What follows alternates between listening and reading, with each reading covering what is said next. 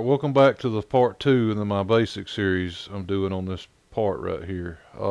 Previously we brought the part in the Mastercam, moved it around, and oriented it to the work construction like what we wanted to. Added a default mill, added some comments in here so that we know what we're doing if we have to run this part again, and set up our stock. Now we're going to start doing some toolpaths before we start creating toolpaths, let's analyze the part and see what kind of tools we're going to use. Obviously we've got stock on the front, on the top face. We're going to face it, but I like to analyze.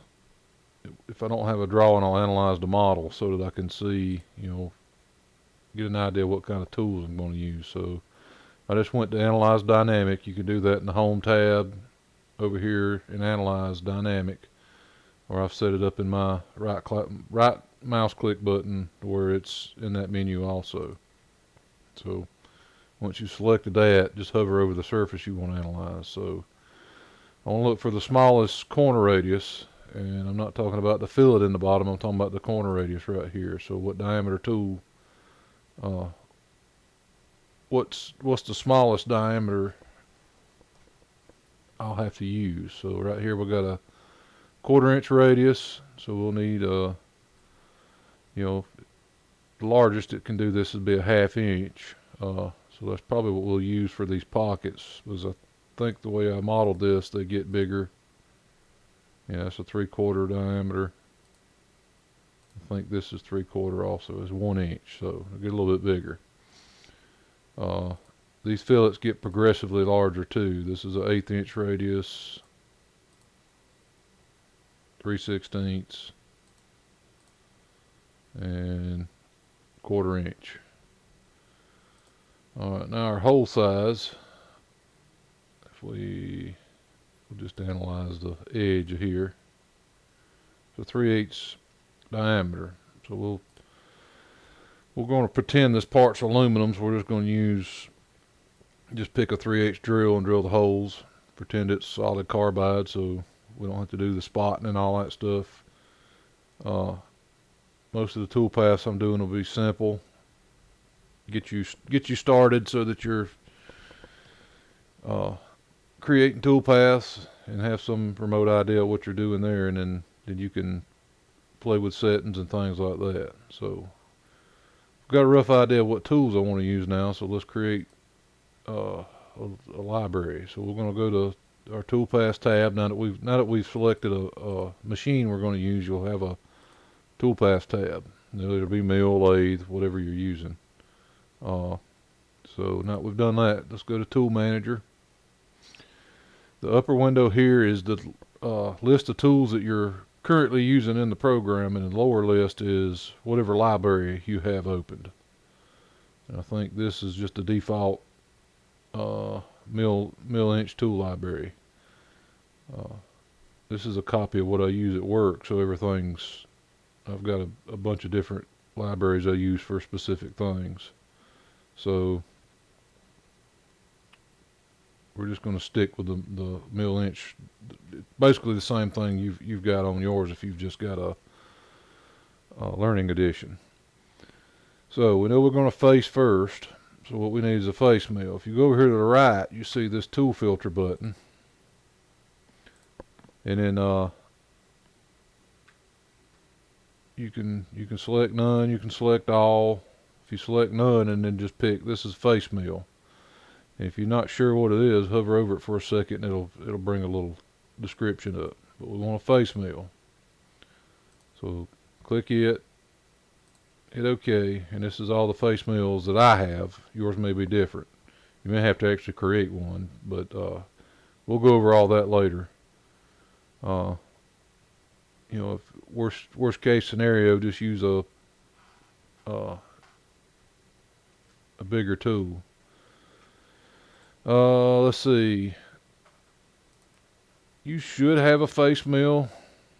I don't want to say you don't, but there should be a generic face mill in the tool library. So I'm just going to pick this 3 1/4 face mill here. Just select it, highlight it, move it up. And when it's up here, you can edit it or edit the tool length, whatever. I don't want to do that. I want to actually edit the tool. Edit tool. Here you can change, you know, the diameter. With the face mill, it actually only counts the lower face. If you've got like a 45-degree face mill, now if it's a 90-degree end mill or something like that that's larger, you use for a facing tool, then it would be something different. But we can go over the tool creation and stuff like that later on down the road. All this looks fine. That's probably what I would run it if I was running aluminum. We can probably go up to 6th thou flute. Let's just do this all at 40 inches a minute.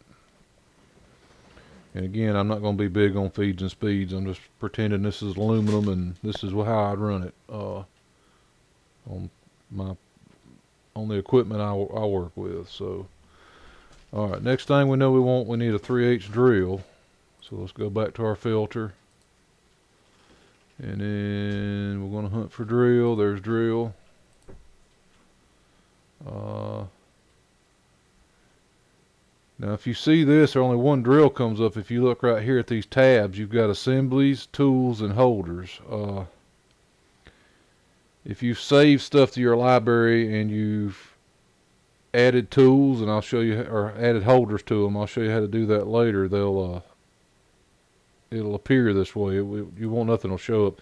Generally, it's defaults on assemblies, so just make sure you always go to tools, and then all the particular tools you have filtered, drill, end mill, whatever, they'll show up then. All right, let's if you hit diameter right here, it'll organize everything by diameter. See, now it's going from largest to smallest, so we want to hit it again and go from smallest to largest. And we're just going to go down till we see 375. All right, there's a 3/8 drill. And we want to add it. And again, it does that same thing up here, but I don't have a tab, and that's aggravating sometimes. But we're just going to keep going. So we're going to edit this tool. And like I said, we're going to pretend this is a carbide drill, so not worried about the drill point. Let's pretend it's like a 3 times diameter, so that would be what, let's just do 0.4 times 3, so that'd be about right. Change our shoulder. Your shoulder will make a difference on how long you can hang it out in the end mill holder, so, or a tool holder. I'm sorry. So 1.5, that looks good. Let's run this about 400 surface footage and about 2 thousandths. Let's go down to 10 inches a minute. It just feels better to me. Alright, now we need an end mill. So let's go to back to here. And we want an end mill, a bull end mill. That's got a corner radius on it.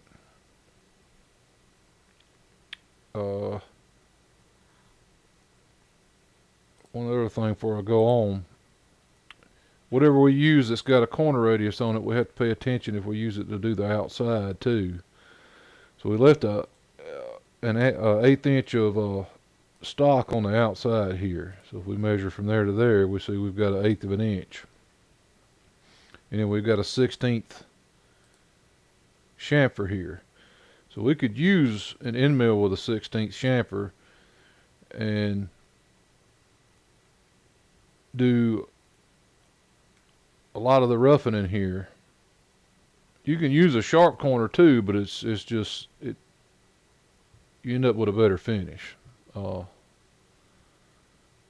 let's look and see if we can find a 1/2 inch with at least a 60. or a little bit smaller radius on it. So let's go back to our tool manager. 1/2 inch end mills, and most of everything I've got is 30. There's a 1/2 inch with a 60. Let's use that. Let's add it. I'm gonna edit it. Cut length 1 inch.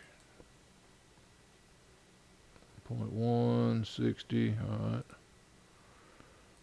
Let's go to 450 on this and about 3 thou flute. So again, we'll be running 40 inches a minute. 40, not 44.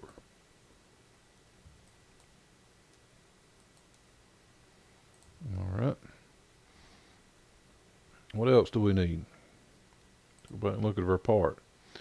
We've also got these, I put these different chamfers and angles and radiuses on the tops of these 3/8 holes here, so can't get a 1/2 inch end mill down in a 3/8 hole. So let's do these with a ball end mill. Gives us a little bit of variety. So now let's go back to our tool filter. I think that's ball. Yeah, sphere end mill, ball end mill. Same. Let's do a 1/4 inch ball mill. Add it. Go edit tool.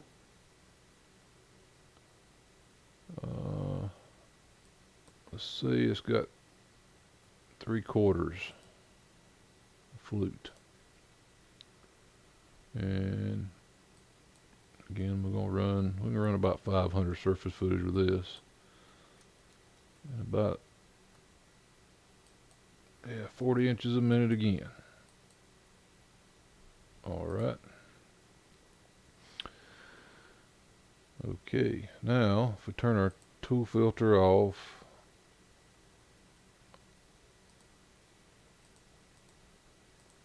there we go. Sometimes if you play with that menu up there, it'll do that. We can see here, I think I've got a holder assigned to the face mill, but I don't have a holder assigned to the drill. And this only matters if you're wanting to do verifying or simulations or anything like that. But while we're here, we're going to go ahead and do it. So what you want to do is select it and then select Edit Tool Assembly.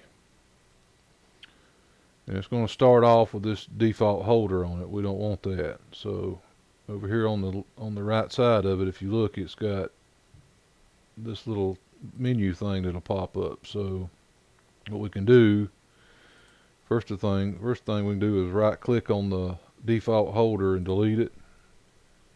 And then beside the tool, we want to do add component above and import from a library. And this is similar to your tool manager. We just want to make sure I don't have any holders defined in my mill inch library, so I've got this Cat 40 holders folder in my stuff. And what we're going to do is we're going to put this in a collet holder,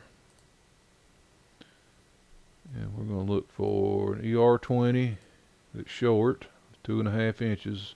This is just how I've got it done. I created all these holders and saved them, so your experience may differ slightly.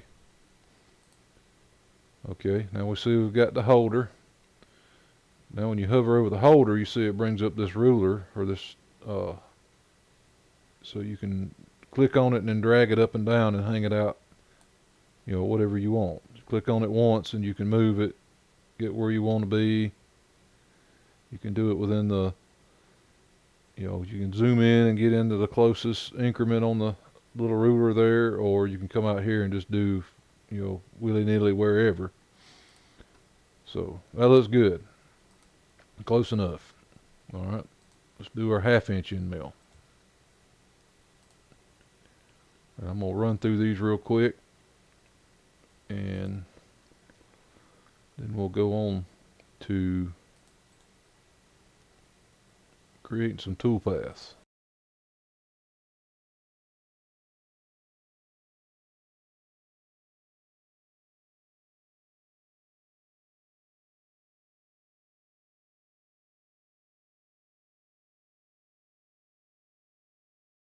Alright, first thing we want to do is face the part, so we're going to use the facing toolpath. So click face. Because we have stock defined, Mastercam will automatically look at this boundary that we've got for stock as our outermost boundary, so we don't need to do any kind of chaining or wireframe selection. So just hit OK. Don't really need to do anything on this page. I'm going to go to our tool menu. Pay attention closely to see if this matches what you changed earlier. First click the tool and then it should automatically update all that stuff. And I'm going to put a brief comment in here.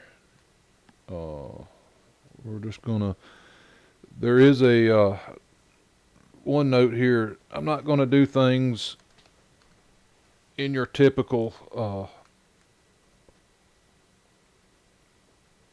standard operations or order of operations as far as machining goes, just to save time to get through toolpaths. There'll be tips and tricks later on for stuff like this, but so basically what I'm talking about, I'm just going to rough and finish the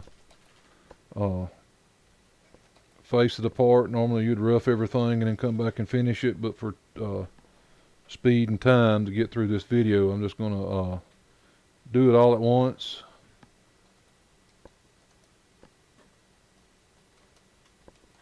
So rough and finish the face. A cross overlap has to do with how it shows here. That's 25% of the cutter is going to hang off the part. And that's fine, you just want some overhang. A long overlap is how far it's going to extend the cutter past the stock, and I believe that's from actually I think that's the hole diameter. Your approach distance is, actually no, I'm wrong, that's going to be so if you went 50% here, it would take the cutter 50% off that stock boundary, which is what we want. We're going to go 50%, and then your approach is I'll do 60. We want to leave a little room so it comes down off the part and doesn't feed down onto it, and then exit's going to be 60%.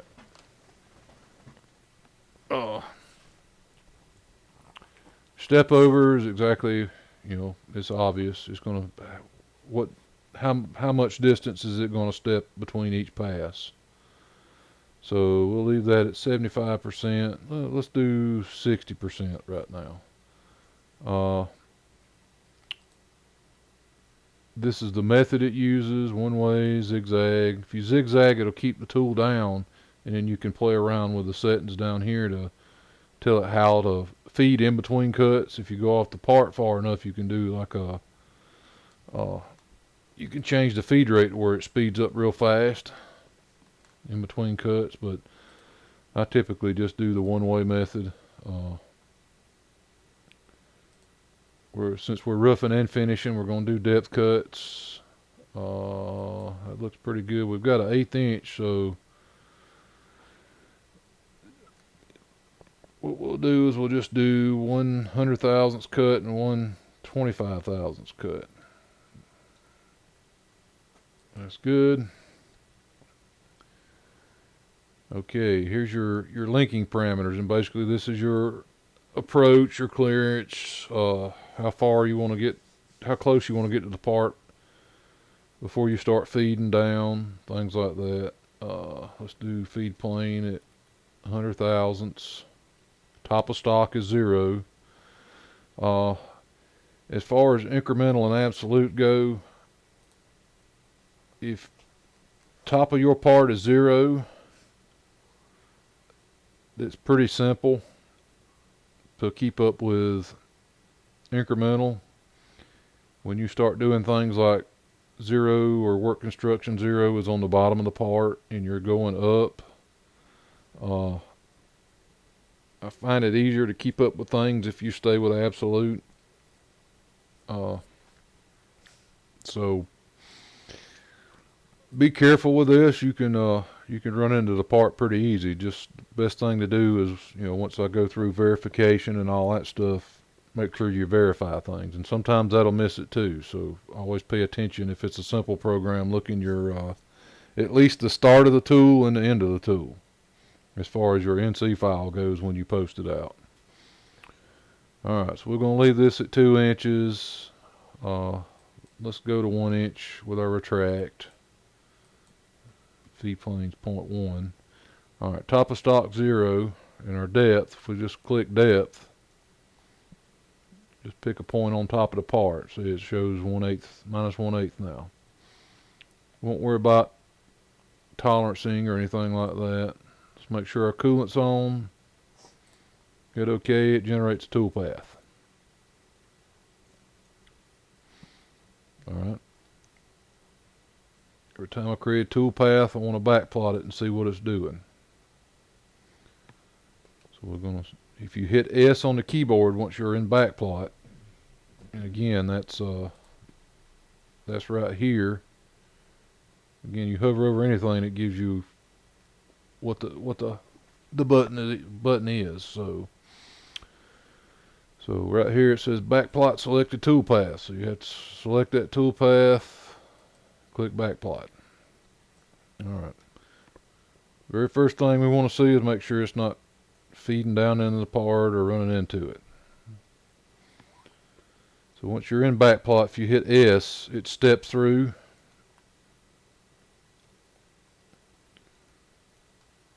So we just step through. So we went 4 cuts across.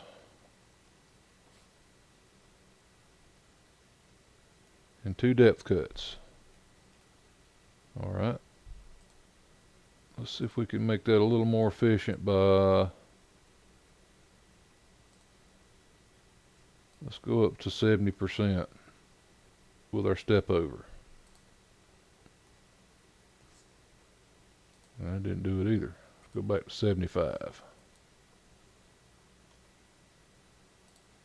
Alright, now see we're only taking 3 cuts across the part. That's a little quicker.